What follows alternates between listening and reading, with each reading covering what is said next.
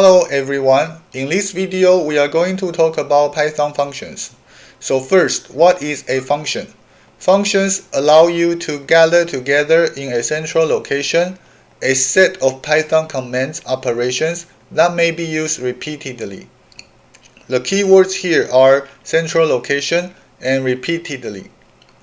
It will make more sense once we see some examples. Now let's see a very simple example. Assume that we want to print out the string hello world 5 times. In order to do that, we can type print, open and close parentheses, and then insert the string hello words inside the print functions.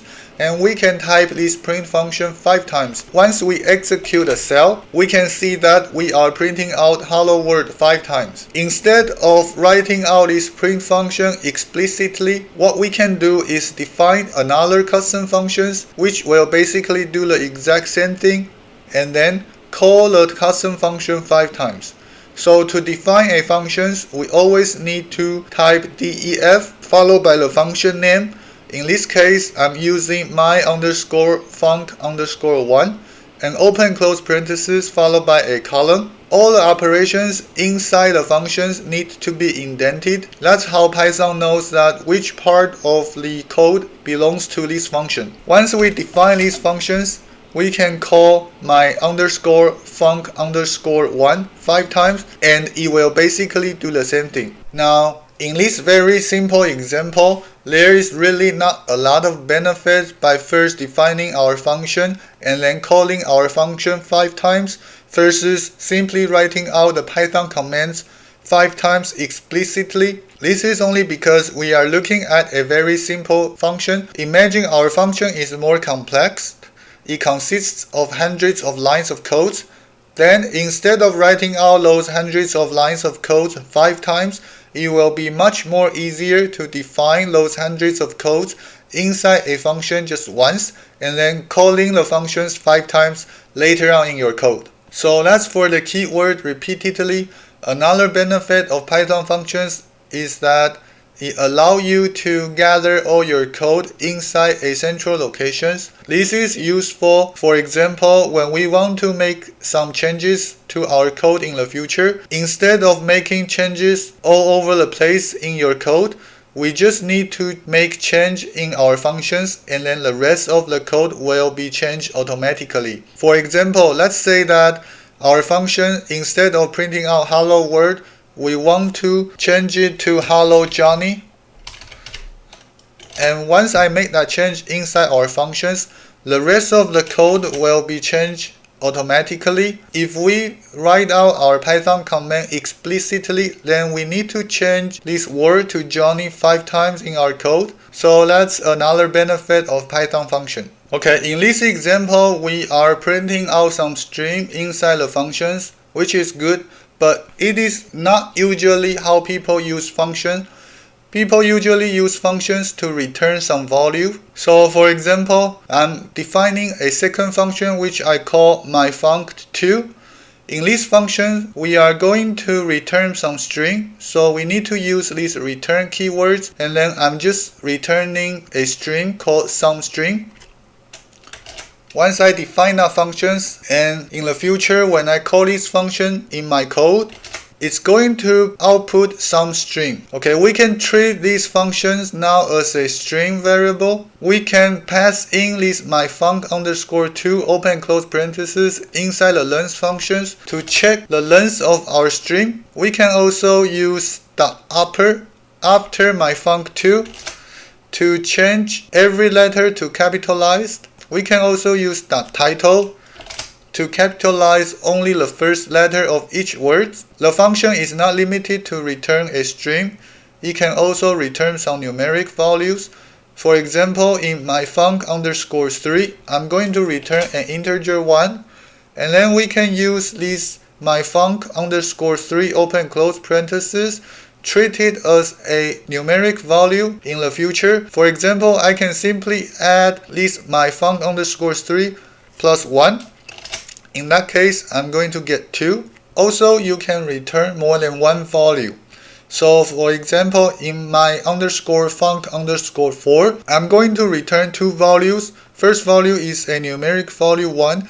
Second value is a string value which is random, and I'm going to separate them with comma.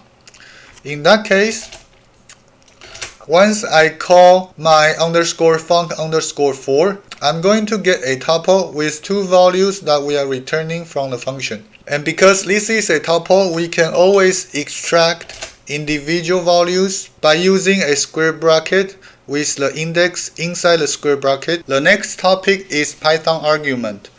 Python arguments are simply the inputs to the function. So far, our functions do not have any inputs.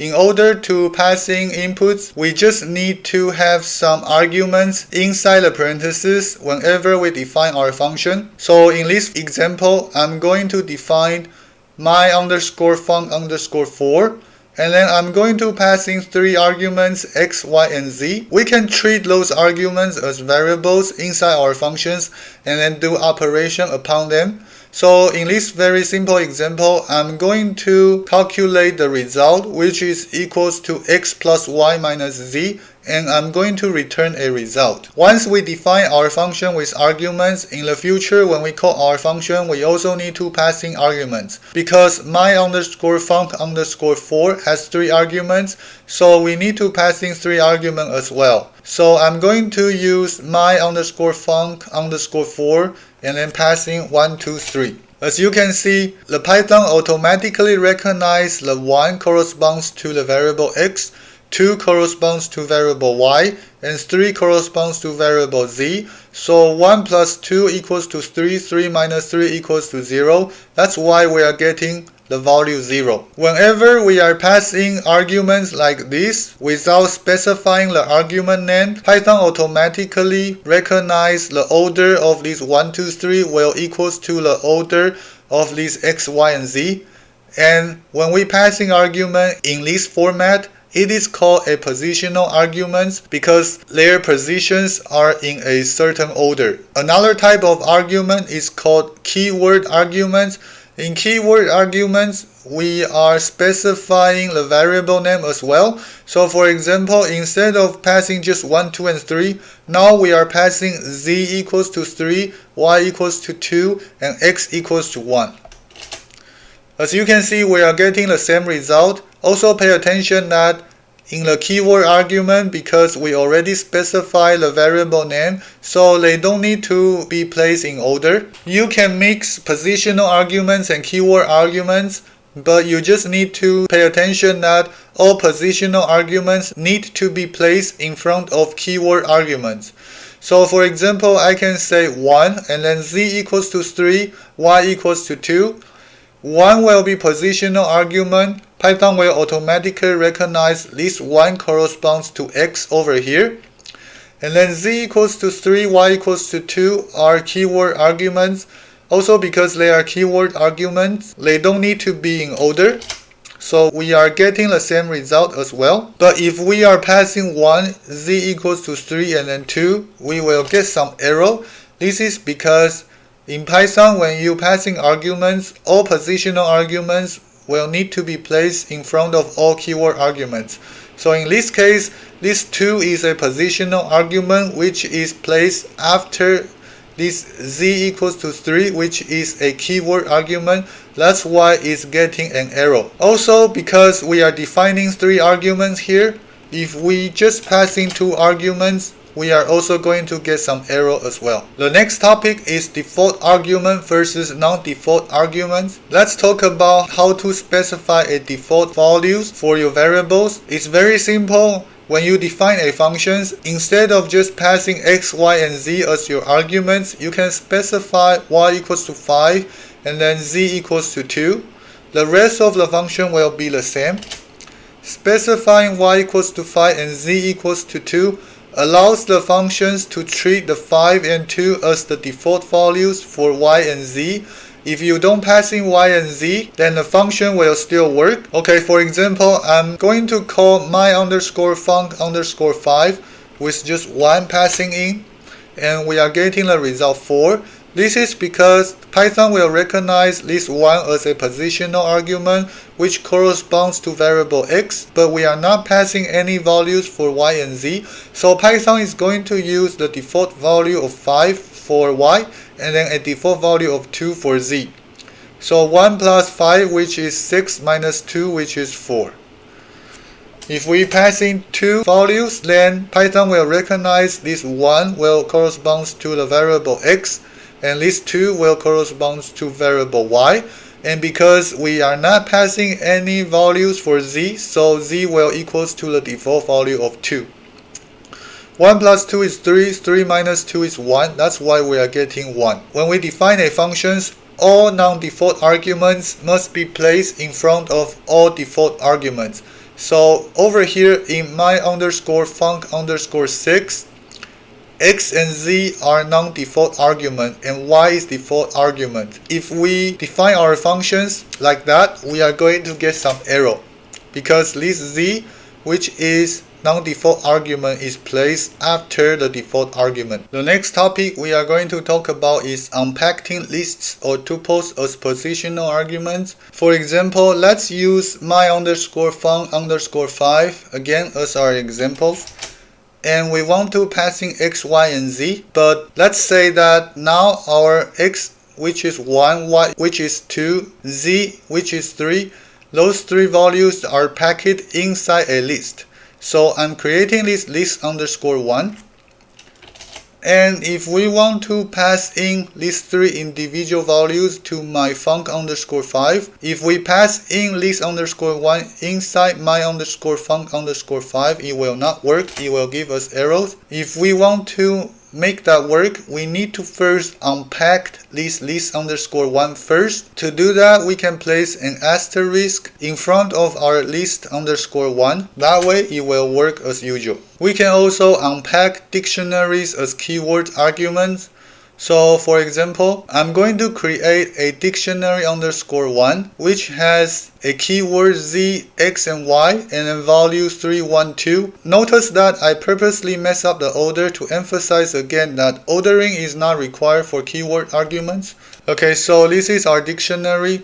And if we want to use this dictionary as keyword arguments and then pass that into my underscore func underscore 5, we need to unpack dictionary now. To unpack a dictionary, we need to use double asterisk in front of the dic underscore 1. That way we will get the same result as usual. The next topic is variable number of arguments. So there might be cases where we want the number of arguments to our functions be a variable. In that case, when we define our functions, we can use this asterisk followed by args as our arguments. If we define our function like this, then it can accept any number of positional arguments.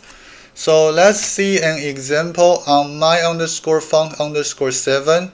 In these simple functions, I'm just going to print out the type of arguments. So once we define these functions, when we call them, we can enter any number of positional arguments. When the functions read these arguments, it's going to package all the arguments as a tuple inside the functions because I'm printing out the data type of these args. I can also pass in 5 arguments instead of 4. Again, these args will be a tuple as well. So how do we use this? One scenario is that we want to allow the user to enter any number of values and then the function will return the summation of all the values, which is defined by my underscore func underscore 8. We are going to pass in a variable number of arguments and then we're going to return the summation of individual values. In that case, when I call my underscore func underscore 8 with 2, 4, 8, 6, I'm going to get 20. And if I'm calling again with 2, 4, 8, 6, and 10, I'm going to get 30. Also, we can package our values inside a list and then unpack them, passing into my func underscore 8, we are going to get the same result. Similarly, we can define a variable number of keywords arguments inside our functions. To do that, when we define our functions, in the arguments, we need to pass in double asterisk in front of our arguments. In this case, the argument name will be kargs. In these very simple functions, I'm going to first check what is the data type of this karg inside my func_9. So if I do that and then pass in some keywords arguments, I can see that inside my _func_9, this karg will be treated as a dictionary. So I'm going to do some examples that printed out all the values in the dictionaries. For I in kargs, I'm going to print out kargs open and close square bracket I. That way when I call my _func_10 and then passing some keyword arguments, I'm going to print it out the values individually. The next topic is write your function's help descriptions. When you see a new function and you don't know what the function does, most of the time you can use this help open and close parentheses your function name to see if there is any help descriptions. So for example, if we pass in the length functions inside the help function, we can see that this length functions is going to return the number of items in a container. But now if we are going to do help functions on our myfunc_10, we are not going to get any help descriptions because we haven't defined any help description yet. To write your function's help descriptions, when you define your functions, the first string that it encounters will be your help descriptions. So for example, I'm going to define my _func_11, which accept multiple keywords arguments, and right at the beginning of our function, I'm going to type a string which says that the function accept any number of keyword arguments and return their sum. So if I call my _func_11 with some keyword arguments, it's going to return the sum. Also, if I use these help functions on my _func_11, I can see that my help description is printed out. Before we end this video, let's do a simple function example. In this function, we are going to calculate factorial. Factorial simply means that we are going to multiply integers starting from 1, 2, 3 all the way to your target integer. So for example, factorial of 3 will equals to 1 times 2 times 3, which is equals to 6. So let's see how we can write a functions that calculate factorial. First, I'm going to name my functions to be factorial, and it's going to accept one argument. I'm going to initialize our results to be 1, and I'm going to keep multiplying 1 by 2 by 3 by 4 until I reach our target argument integer n. So in order to do that, we can write a for loop that loop on range of n.